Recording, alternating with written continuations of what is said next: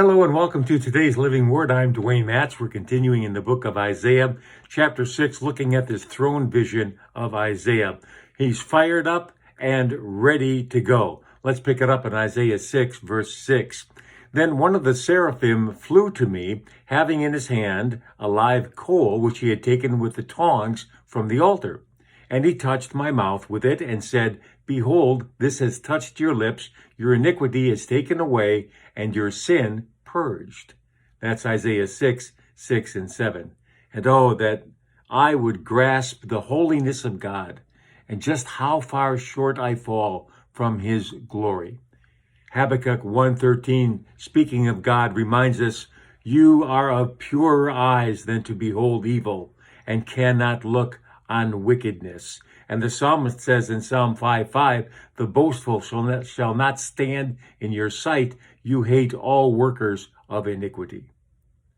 So Isaiah knew his dilemma, and there was nothing he could do about it.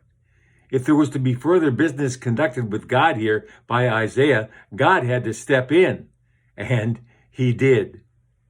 But why a live coal from the altar? Why the searing of the lips? What's that got to do with the removal of sin? Well, it's fairly simple. Fire is a purifying agent, and it's often used in the Bible as an example of burning off dross, that unwanted slag that pollutes the pure metal in the refining process.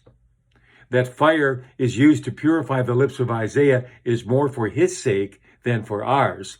As a sinner who has been undone in the presence of the Lord, he might be feeling a little inadequate to continue as a prophet of God. But God assures him that the fire that came from the holy altar that has now made him fit for the office. His sin has been purged. His iniquity has been taken away.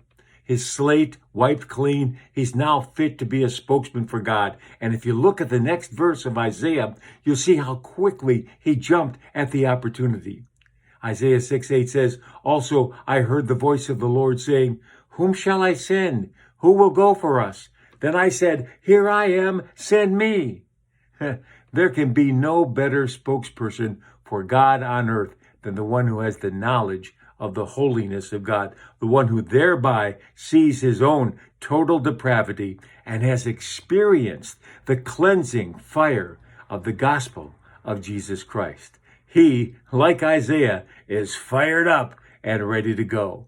I'm Dwayne Matz, and that's today's Living Word.